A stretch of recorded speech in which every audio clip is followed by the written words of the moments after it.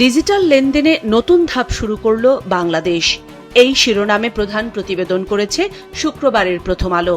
বাধ্যতামূলক Bangla QR code নিয়ে করা 3 কলামের এই প্রতিবেদনে বলা হচ্ছে, প্রতি মাসে কিউআর কোডে 6,000 কোটি টাকার লেনদেন হবে।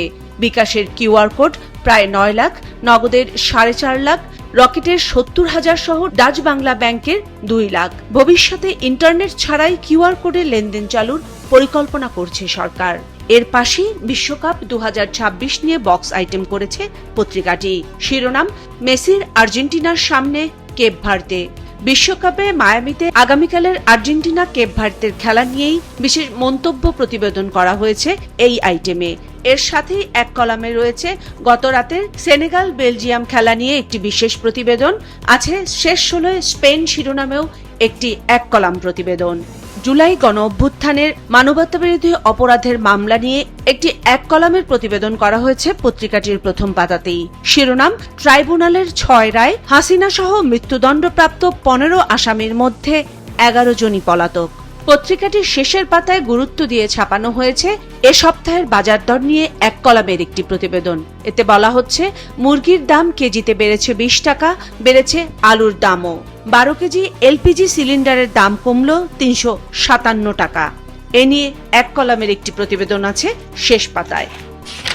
দৈনিক সমকালের শিরোনাম, 2 বছরে 5 শতাধিক শিল্প কারখানা বন্ধ। প্রতিবেদনটিতে বলা হচ্ছে, গত 2 বছরে 5 শতাধিক শিল্প কারখানা স্থায়ীভাবে বন্ধ হয়ে গেছে। কাজ হারিয়েছে 1.5 লাখ পোশাক শ্রমিক, কাজ হারানোর ঝুঁকিতে রয়েছে আরও লাখখানেক মানুষ। আর বন্ধের প্রধান কারণ গ্যাস বিদ্যুতের অভাব এবং উৎপাদন সক্ষমতা কমে আসা। বিজিএমই সভাপতি বলছেন, গ্যাস বিদ্যুৎ পাওয়া না গেলে ঋণ সহায়তা দিয়েও এই শিল্পকে বাঁচিয়ে রাখা সম্ভব নয়। ইরানের সঙ্গে চুক্তিতে আগ্রহী ইউরোপীয় দেশগুলো, এই শিরোনামে এক কলামের একটি প্রতিবেদন ছেপেছে পত্রিকাটি। আর এতে বলা হচ্ছে, যুক্তরাষ্ট্রকে পাশ কাটিয়ে ইরানের সঙ্গে চুক্তি করতে আগ্রহী উপসাগরীয় রাষ্ট্রগুলো। এর মধ্যেই ওমান, সৌদি আরব এবং কাতার ইরানের সাথে বৈঠকে বসেছে। আর এসব বৈঠকে হরমুজ প্রণালী দিয়ে যান চলাচল কিভাবে সামলানো হবে, আর্থিক কি কি সুবিধা আসতে পারে, সুরক্ষা ছাড়ের বিনিময়ে ইরানকে ইউরোপীয় রাষ্ট্রগুলো কি কি দিতে পারে, এসব নিয়ে আলোচনা হয়েছে বলে জানা গেছে। বাংলাদেশের উপর যে কোনো বিদেশি হস্তক্ষেপেরই বিরোধিতা করতে ঢাকার পাশে থাকবে বেইজিং। চীনা রাষ্ট্রদূত এক ব্রিফিংয়ে এমনটাই জানিয়েছেন। আর এ নিয়েই 2 কলামের একটি প্রতিবেদন ছেপেছে পত্রিকাটি। স্থানীয় সরকার নির্বাচনকে গুরুত্ব দিয়ে ছেপে প্রধান প্রতিবেদন করেছে দৈনিক যুগান্তর। শিরোনাম, তফসিল ঘোষণা হতে পারে সেপ্টেম্বর-অক্টোবরে, সবার নজর স্থানীয় নির্বাচনে। এতে বলা হচ্ছে, তফসিলের পর চূড়ান্ত হবে বিএনপি প্রার্থী, সৎ ও যোগ্য প্রার্থী দিতে চায় জামাত, আর জোট ছাড়াই লড়বে এনসিপি। এইচএসসি ও সমমান পরীক্ষা শুরু হয়েছে গতকাল থেকে। আর এ নিয়ে এক কলামের প্রতিবেদন করেছে পত্রিকাটি। শিরোনাম, এইচএসসি পরীক্ষার প্রথম দিন অনুপস্থিত 24,784 পরীক্ষার্থী। প্রতিবেদনে বলা হচ্ছে, অসৎ উপায় অবলম্বনের জন্য যশোর, কুমিল্লা, দিনাজপুর ও ময়মনসিংহ বোর্ড থেকে বহিষ্কৃত হয়েছেন শিক্ষার্থীরা। পরীক্ষায় অনুপস্থিতির হার ঢাকা শিক্ষা বোর্ডে সবচেয়ে বেশি। মানবাধিকার কমিশন নিয়ে টিআইবির পর্যালোচনা প্রসঙ্গে একটি এক কলামের প্রতিবেদন ছেপেছে পত্রিকাটি প্রথম পাতাতেই। শিরোনাম, নিয়ন্ত্রিত মানবাধিকার কমিশন হবে আত্মঘাতী। এতে বলা হচ্ছে, একটি অকার্যকর মানবাধিকার কমিশন জনগণের উপর চাপিয়ে দেওয়া হলে তা সরকারের জন্যই আত্মঘাতী হবে বলে মন্তব্য করেছেন ট্রান্সপারেন্সি ইন্টারন্যাশনাল বাংলাদেশ টিআইবির নির্বাহী পরিচালক ডক্টর ইফতেখারুজ্জামান।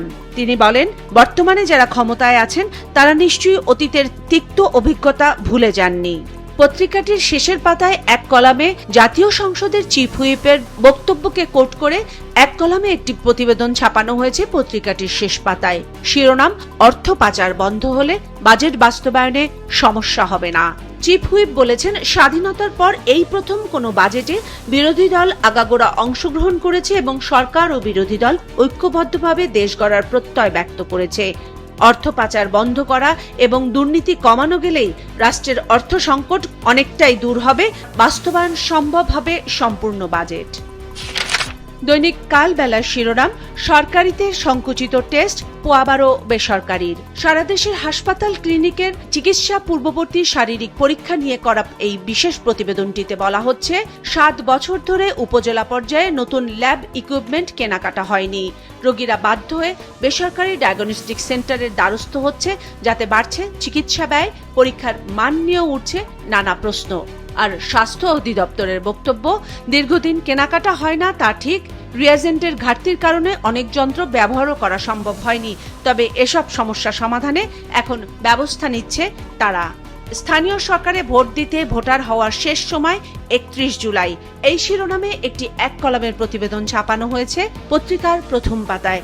মিয়ানমার টেকনাফ সীমান্তের অস্থিরতা নিয়ে 3 কলামের একটি বিশেষ প্রতিবেদন ছাপানো হয়েছে এই খবরটির ঠিক নিচেই। ফের উত্তপ্ত মিয়ানমার সীমান্ত, বিস্ফোরণের শব্দে আতঙ্ক। টেকনাফের বেশ কিছু এলাকার নাফ নদীর পূর্ব পাশে মিয়ানমার সীমান্ত থেকে গুলি ও বিস্ফোরণের শব্দ ভেসে আসছে। সীমান্ত জুড়ে সতর্ক অবস্থানে রয়েছে বিজিবি, কোস্টগার্ড, চোখে পড়েছে অতিরিক্ত টহল ব্যবস্থাও। গেজেটের অপেক্ষায় পে স্কেল, এই শিরোনামে কালের কণ্ঠ 3 কলামের প্রধান প্রতিবেদন করেছে। এতে বলা হচ্ছে, 11 বছর পর নতুন পে স্কেল বাস্তবায়নের উদ্যোগ নিয়েছে সরকার। 1 জুলাই থেকে তা কার্যকরের ঘোষণা, তবে এখনো গেজেট প্রকাশ হয়নি। গেজেট প্রকাশ হতে পারে জুলাইয়ের মাঝামাঝি। এতে সর্বনিম্ন বেতন 20,000 টাকা করার সুপারিশ করা হয়েছে। সঞ্চয়পত্রে মুনাফার হার 6 মাস অপরিবর্তিত থাকবে। এই শিরোনামে এক কলামের একটি প্রতিবেদন ছাপা হয়েছে পত্রিকাটির প্রথম পাতায়। এতে বলা হচ্ছে, 2026 সালের জুলাই থেকে ডিসেম্বর পর্যন্ত 6 মাসের জন্য জাতীয় সঞ্চয় অধিদপ্তরের আওতায় পরিচালিত সব সঞ্চয় কর্মসূচির বিদ্যমান মুনাফার হার ও শর্ত বহাল রাখার সিদ্ধান্ত নিয়েছে সরকার। এর ফলে আগামী 6 মাসও একই হারে মুনাফা পাবেন বিনিয়োগকারীরা। স্থানীয় সরকার নির্বাচন নিয়ে 2 কলামে একটি মন্তব্য প্রতিবেদন ছেপেছে পত্রিকাটির শিরোনাম, বিএনপির গ্রিন সিগন্যাল 11 সিটি প্রশাসকদের। এতে বলা হচ্ছে, ঢাকা সহ দেশের 11টি সিটি কর্পোরেশনের মধ্যে 12টির প্রশাসক এবং 1টির মেয়রকে আগামী নির্বাচনে বিএনপির সম্ভাব্য প্রার্থী হতে সবুজ সংকেত দিয়েছে দলের হাইকমান্ড।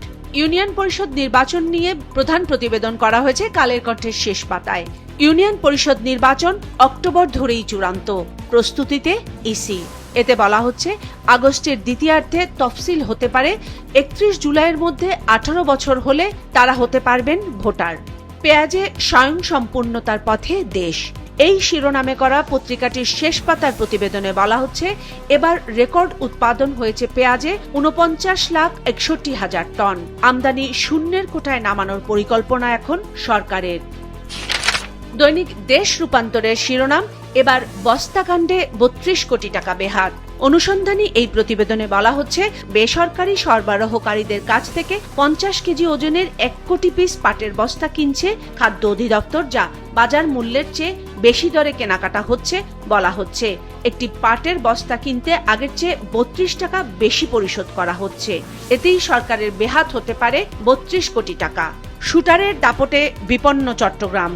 চট্টগ্রামের আইন শৃঙ্খলা পরিস্থিতি নিয়ে 3 কলামের এই বিশেষ প্রতিবেদনে বলা হচ্ছে, 23 মাসে 33টি খুন হয়েছে চট্টগ্রামে, রাউজানে সর্বোচ্চ 24টি, আর চট্টগ্রাম মহানগরীতে হয়েছে 9টি হত্যা। নেপথ্যে আধিপত্য বিস্তার ও রাজনৈতিক কোন্দল।